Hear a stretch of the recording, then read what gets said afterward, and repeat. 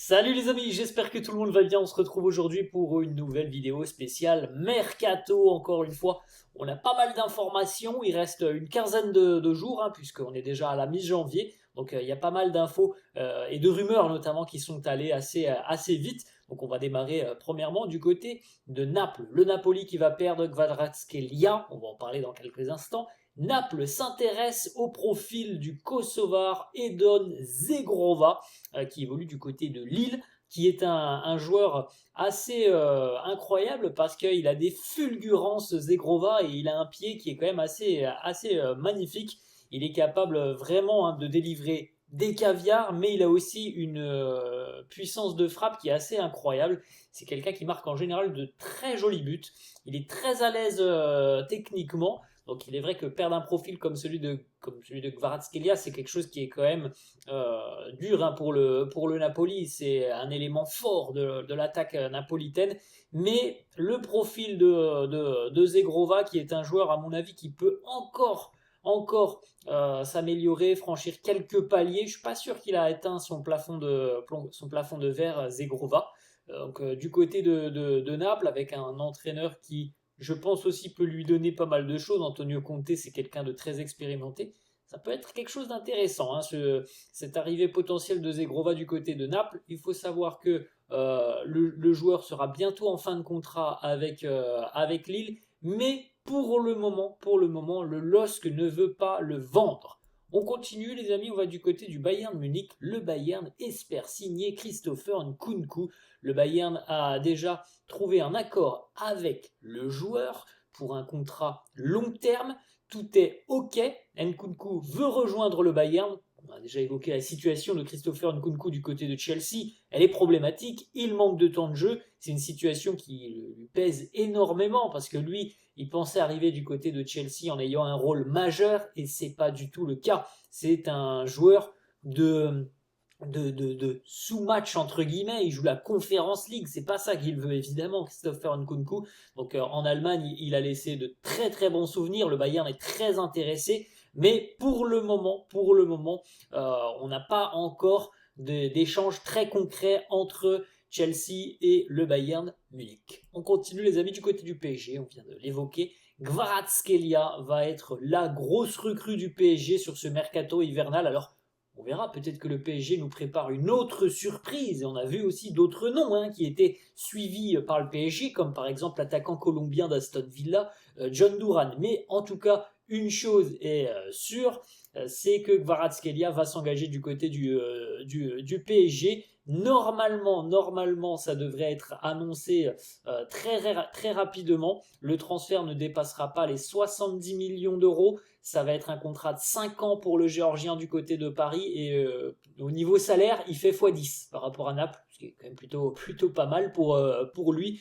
Donc ça va se faire. On attend l'annonce officielle du PSG maintenant.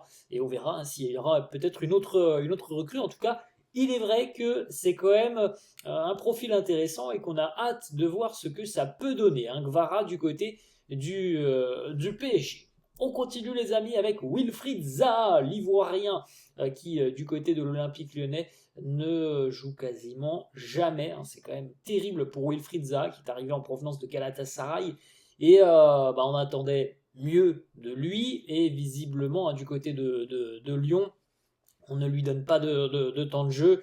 Alors, soit parce que à l'entraînement il offre pas, enfin il donne pas satisfaction, soit c'est peut-être aussi les choix de Pierre Sage, il aime peut-être pas le profil, on ne sait pas. En tout cas, Wilfried Zaha ne joue pas du côté de l'Olympique lyonnais et pourrait rejoindre la Major League Soccer aux États-Unis. Le club de Charlotte est intéressé par Wilfried Zaha qui est sous contrat avec l'OL jusqu'à la fin d'année. Donc autant le vendre pour l'Olympique Lyonnais. S'il a une petite valeur marchande, autant le vendre tout de suite parce que sinon il quittera le club gratuitement à l'été 2025. On continue, on va du côté de la Première Ligue. Il en est à 13 buts et 3 passes cette saison avec Brentford. On ne parle pas d'une grosse cylindrée de Première Ligue. Brentford est une équipe de milieu de tableau. Alors c'est vrai que c'est une équipe spectaculaire qui marque beaucoup, qui encaisse beaucoup de buts, mais les stats sont quand même très parlantes. 13 buts déjà pour l'attaquant camerounais Brian Bemo, que l'on connaît bien en France. Il passait notamment par 3 Bryan Mbeumo. Ça fait 5-6 ans maintenant qu'il est du côté de Brentford. C'est évidemment un record pour lui en première ligue, c'est 13 réalisations. Et ça lui permet d'avoir une certaine visibilité en PL. Beaucoup de grosses écuries sont sur le dossier. Arsenal, Tottenham ou encore Manchester United suivent attentivement la situation de Bryan Mbeumo. Brentford demandera au minimum 50 millions d'euros pour le libérer. On continue les amis, on retourne à Chelsea et ça concerne une nouvelle fois le Bayern, comme on l'a vu tout à l'heure entre Christopher Nkunku et le Bayern. Cette fois-ci c'est plutôt le sens inverse. Alors on verra d'ailleurs, peut-être que ça discutera d'un échange, parce que cette fois-ci, on a Chelsea qui est intéressé par un joueur du Bayern qui lui aussi ne joue pas beaucoup au Bayern. Il a vraiment des bouts de match, c'est très très peu de minutes pour lui. C'est Matistel, le jeune ailier français qui au final n'a pas beaucoup de temps de jeu, hein, donc du côté du Bayern Munich. Il a eu des échanges pourtant il y a une dizaine de jours avec Vincent Kompany. Il a émis le souhait, hein, tout simplement, de continuer au Bayern et de réussir au Bayern. Mais force est de constater que c'est quand même compliqué. La concurrence est bien présente du côté du Bayern. Alors, évidemment, s'il y a un départ, ça pourrait aider Matistel peut-être dans sa quête de temps de jeu. Mais pour le moment, il y a pas mal de rumeurs, mais vraiment des choses concrètes en tant que de départ du côté du Bayern. On n'a pas beaucoup de concret. Donc Chelsea pourrait peut-être lui offrir voilà, une possibilité de s'exprimer un peu plus, même si les amis, il ne faut pas se tromper non plus. On connaît très bien les Blues de Chelsea, on sait à quel point l'effectif est dense, il y a des postes qui sont doublés, triplés, voire même quadruplés pour certains. Et il est vrai que Matistel, il faut qu'il réfléchisse parce que c'est pas parce qu'il va du côté de Chelsea qu'il aura plus de temps de jeu. Hein. Ça, c'est pas une certitude, loin de là. Mais Chelsea a quand même pris pas mal de renseignements ces derniers jours avec le jeune français. On va les amis du côté de Al Hilal en Arabie Saoudite.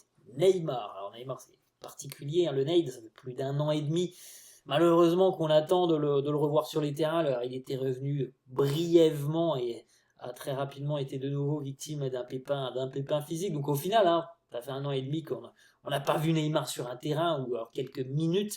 Et il est en fin de contrat hein, dans 6 mois avec son club d'Al Hilal. C'est dingue parce qu'on l'a jamais vu sur les terrains au final. Et dans 6 mois, il est en fin de contrat. Donc potentiellement, il peut quitter l'Arabie Saoudite, ce qui est quand même fou. Imaginez s'il quitte l'Arabie Saoudite dans 6 mois, il n'aura quasiment jamais joué, ce qui serait quand même assez dingue. Il y a un club aux États-Unis qui montre déjà pas mal d'intérêt pour le Ney, c'est Chicago aux États-Unis, qui serait prêt déjà à discuter avec le joueur dès cet hiver.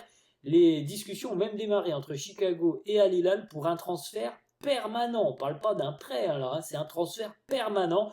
Le club américain serait prêt à offrir 2 années de contrat aux Brésiliens. Alors ça ne sera pas simple parce que je ne suis pas sûr que Chicago a les moyens financiers de concurrencer Al Hilal, mais il est vrai qu'il y a beaucoup de joueurs, notamment des Sud-Américains, qui sont très intéressés à l'idée de, entre guillemets, terminer leur carrière du côté des États-Unis. Alors, Chicago, c'est pas Miami, hein, c'est pas du tout, c'est pas au sud de Chicago, c'est vraiment le nord des États-Unis. Il fait parfois très froid, donc c'est pas le climat de Miami, mais bon, pourquoi pas. Alors, en tout cas, le club de Chicago tente sa chance avec Neymar. On continue les amis, on va du côté du PSG. Lui, il va quitter le Paris Saint-Germain. Alors, on a vu l'arrivée de Kolo Muani, c'est pas les mêmes profils du tout, mais l'arrivée de Kvaratskhelia, les amis. Mais là, on parle plutôt de Kolo Muani. On le savait déjà depuis de nombreuses semaines. Quand on voit l'utilisation de Kolo Muani du côté du PSG, on se doute bien que son avenir n'est pas à Paris. Eh bien, cette fois-ci, c'est fait. Il a atterri à Turin hier, donc on devra avoir l'annonce officielle certainement aujourd'hui. Randal Kolo Muani va donc s'engager du côté de la Juventus. Alors pour le moment les amis, ce n'est pas un transfert, c'est un prêt jusqu'au mois de juin. Il n'y a pas d'option d'achat, donc Kolo Muani sera de retour à Paris l'été prochain. Alors après, il sera peut-être revendu l'été prochain, mais pour le moment, ce n'est pas un transfert du côté de la Juve, c'est un prêt. La Juve prend la totalité du salaire du joueur et donc oui, il va passer sa visite médicale ce week-end. L'accord a été conclu.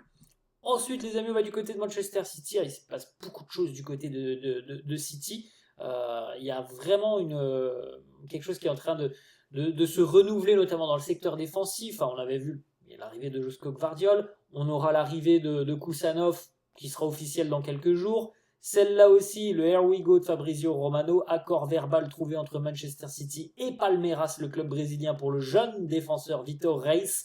City le veut tout de suite. City ne veut pas attendre la fin d'année. Les Citizens veulent se renforcer directement sur ce mercato hivernal. Donc Vitor Reis, jeune défenseur de 19 ans qui va arriver du côté de Manchester City, il est considéré comme un très très bon élément du côté du Brésil, un joueur très prometteur. Donc on voit notamment que City est en train de renouveler sa défense. Quand on pense qu'il y a du Gvardiol, qu'il y a du Vitor Reis ou encore du Kusanov, voilà, ça pose un peu les bases du débat, parce que c'est des joueurs, normalement, si tout se passe bien pour eux, c'est des joueurs sur lesquels City pourra s'appuyer pendant quelques années, parce qu'ils sont tous très jeunes.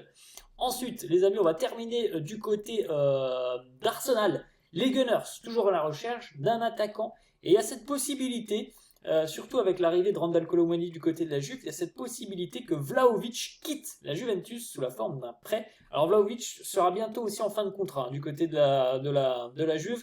La Juve, évidemment, n'a pas forcément envie de le perdre gratuitement, donc il y a déjà cette possibilité d'un prêt. Après, peut-être une discussion aussi autour d'une option d'achat. Mais le club d'Arsenal très intéressé par l'attaquant serbe Dusan Vlahovic. La valeur marchande, c'est 60 millions d'euros. Pour le moment, les Gunners ne veulent pas de transfert définitif pour Vlahovic, mais plutôt un renfort pour la seconde partie de saison. Vlahovic, les stats depuis qu'il a quitté la Fiorentina pour la Juve, grosso modo en Serie A, c'est 90 matchs, à peu près 40 buts inscrits. C'est une moyenne d'un but tous les 2 matchs, ce qui est quand même plutôt pas trop mal quand même, comme statistique.